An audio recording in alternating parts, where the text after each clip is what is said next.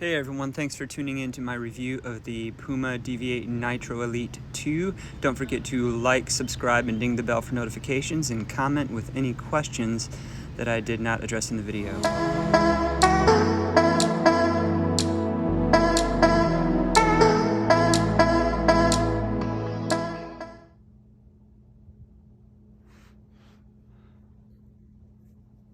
First run in the Puma Deviate Nitro Elite 2 today.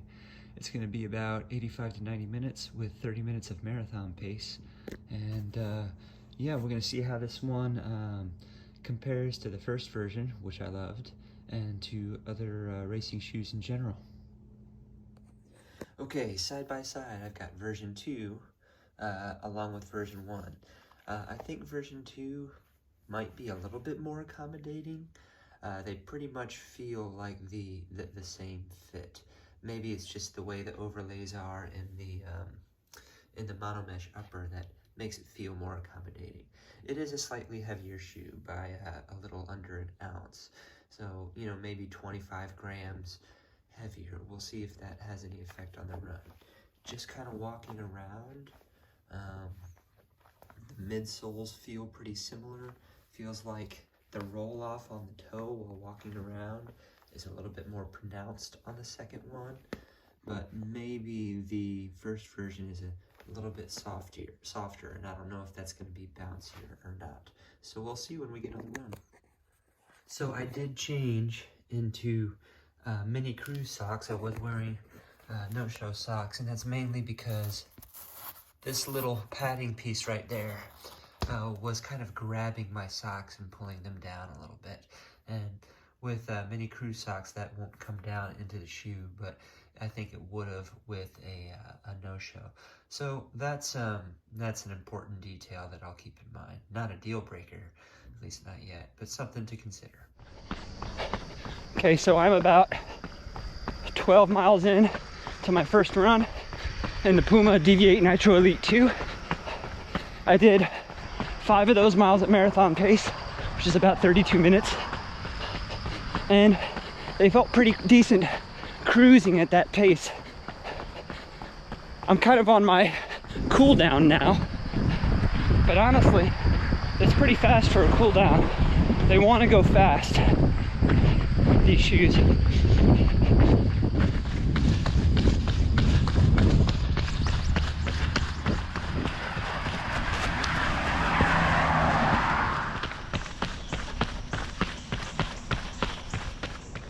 All right, first run done, about 13.2 miles in the Puma Deviate Nitro Elite 2.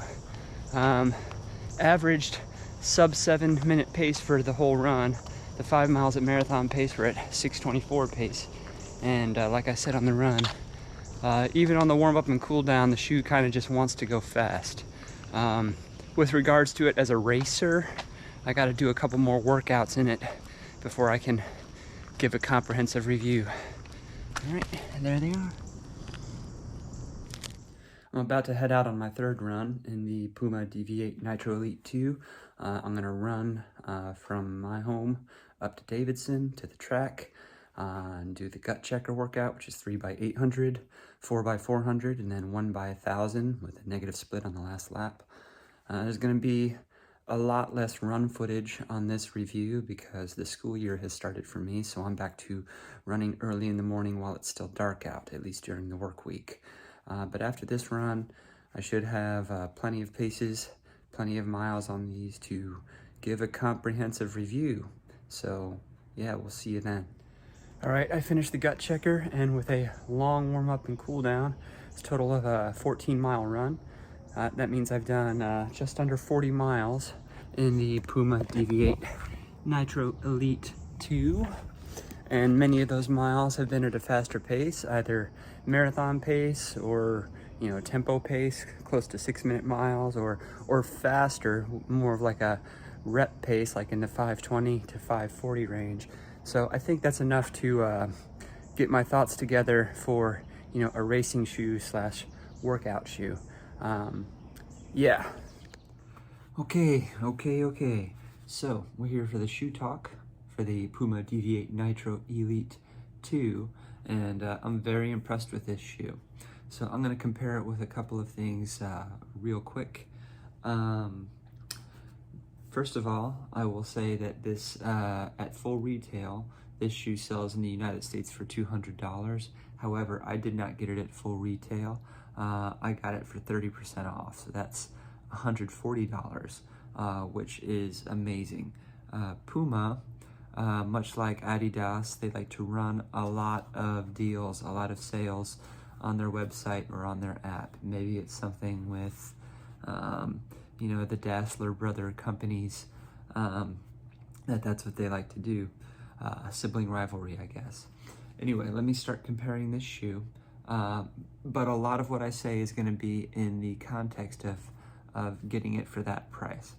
I'm going to compare it directly to the Puma Deviate Nitro Elite 1 first.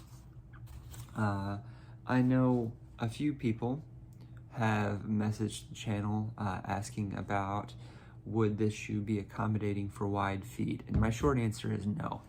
It's not wide foot accommodating. I wouldn't reach for it for a wide fit necessarily. I would say that it's slightly more accommodating than version 1, and it does have a slightly better, more forgiving upper. Kind of looks cooler too. But I would still say it's a pretty snug fit across the forefoot. Version 2 is a little bit heavier, which you can kind of tell in hand. You really gotta look at the specs to confirm that. Version 1 feels just a little bit racier. I would use it for fast workouts. I would also grab this for a fast 5K or 10K. In fact, version 1 has a lot of crossover with the Adidas Takumi Sen 8 or 9. But I could also maybe go a little bit longer with it. Version 2, again, version 1 and version 2 are very similar, but this one, while it would be a good racer, it's not quite as like high-end racy. I would more reach for this one for a tempo run or something between the 10K to half marathon race distance if I had to race. That being said, there are a lot of super shoes in my rotation that I might reach for before this. However, not for $140. For $140, this really almost acts like a super trainer for me. It has a nitrogen infused supercritical PIBA foam. The bounce at most paces is really kind of reminiscent of the Saucony Endorphin Speed 2, with the Endorphin Speed being kind of the bouncier, more flexible of the Endorphin series. However, you can still kind of tell that there's a carbon plate in here.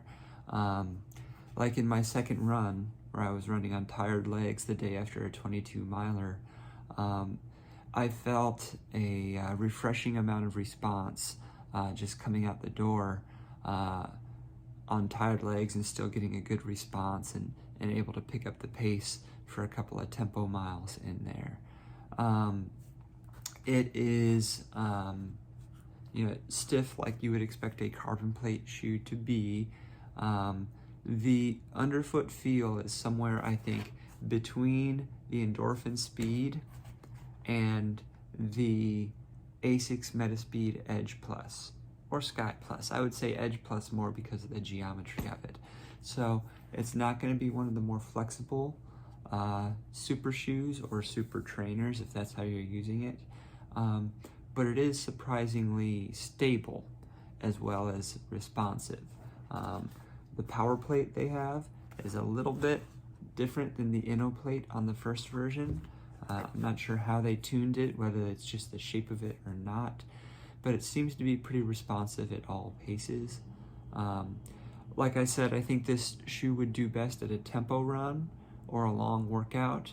I would certainly grab it for a race if there were a lot of sharp turns or varied surfaces.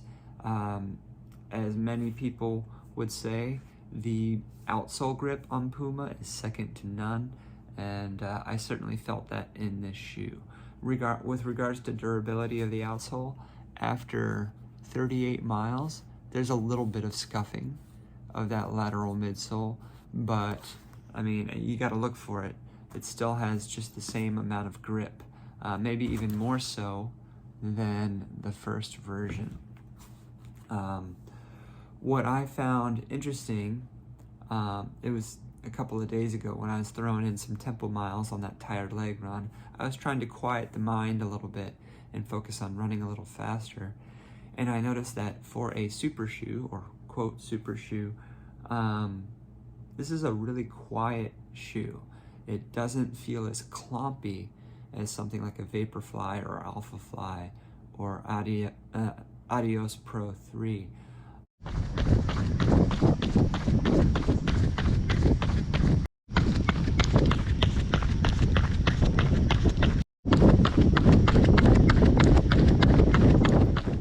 Okay, so it might be a little bit difficult to hear the difference in that audio, but trust me, the Pumas are more of a quiet, subtle pit-pat, and the other super shoes are more of a clompy sound. So I don't know if that's appealing or not. I guess it depends whether you want to announce your presence like a shield-rattling Viking at a race, or whether you want to sneak up on people like a ninja assassin.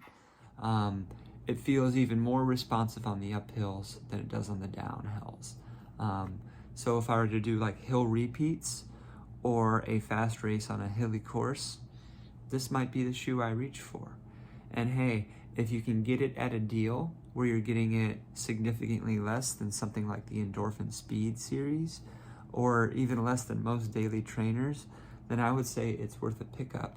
And then you would have an extra race shoe in your back pocket, or just kind of a super trainer for those session days that could handle a lot of types of run. So that's the Puma Deviate Nitro Elite 2. If you can get it on the Puma website or through the Puma app right now with one of those deals, I highly suggest you do it. If you paid full price, $200, that's still a lot cheaper than most of the super shoes for which it is a peer. Don't sleep on Puma with the Deviate series, with their nitrogen-infused foam. They are players in the game. So I highly recommend the shoe, and thank you for watching my shoe talk. Don't forget to like, subscribe, and ding the bell for notifications, and I'll see you in the next video.